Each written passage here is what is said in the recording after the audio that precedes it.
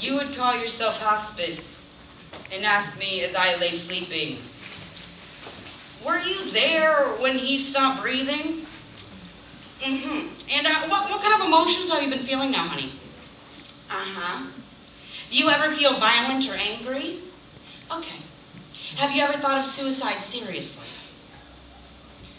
I have never liked interrogation. So instead of answering in their customary one-word replies, I get out of bed, rub my temples, and attempt to describe.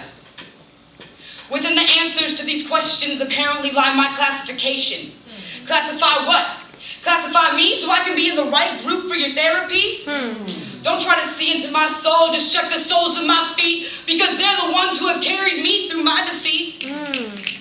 And I'm tiptoeing over thin glass, trying to find the white path through the dark, wanton forest, but every time I look at my compass, all it says is, don't end up last.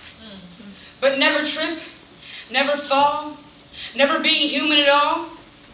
You've never looked at an old picture and wanting nothing more than to be able to go back where you were once happy before. And you've never read an old note and run your fingers over each letter, wishing you could have been there better, but now this letter is all you have left here to pull yourself together. And I want to be a soldier, but it's hard to push this boulder, and the weight is normal, but I'm trying to putt out of here and stop at the first sign that reads clear. Because I'm tired of all the talk when no one hears, and the toast but no one cheers, and the living but losing your years. So now I drive but cannot steer myself out of this drought. A life missing things I thought I could never live without. And now substitution has become an obvious solution, a word where evolution is an outspoken institution. At Sunday school, they told me my life was a gift.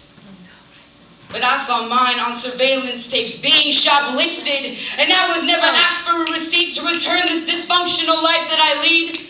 It feels like I'm coming up short, because this glass ground I'm walking on seems to distort everything shaped to look worse. Like my best wishes are ride in the back of a hearse. But I tell myself, tomorrow I'll be a better person. Every night just before I fall asleep. But these words, they're like drunk promises, because in the morning I can't remember a thing. But I have learned from this glass ground that one day lost is just another day found, so I won't let pity become my slave, and I'll get off my knees and stop praying at my own grave. I have to ignore the sweeping deterioration of what was once my home and my twin tower nation. Slowly turn into a quicksand-filled wasteland.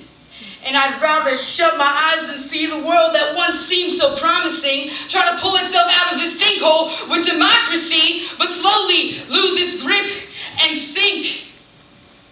So I peek through my fingers and I ask myself, how is it possible to lift the bow of this Titanic town? I'm just hoping history doesn't always repeat itself, because if it did, that would be fatal for international health. So sorry, Mr. Shakespeare, but sometimes Old English ain't always that clear. Watching Romeo and Juliet, who fell to their final bed in death, joining Macbeth and Hamlet, who drowned in their own debt, but at least they learned how to live for the moment. So go ahead, my friends, and raise your glasses. Find the souls of the masses. Find the soul of a faraway society whose dim city lights aren't enough to catch the Sin City street fights. And even further, there's a Slim City waiting for a hand, waiting to join our embers and stand.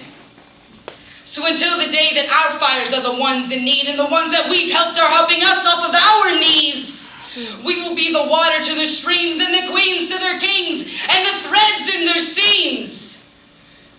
So it would seem. But to have the power to empower, it takes being your own being. And now there's just one question that I keep on screaming. It's your turn for interrogation now. First and only question is, can you hear me dreaming? Thank you.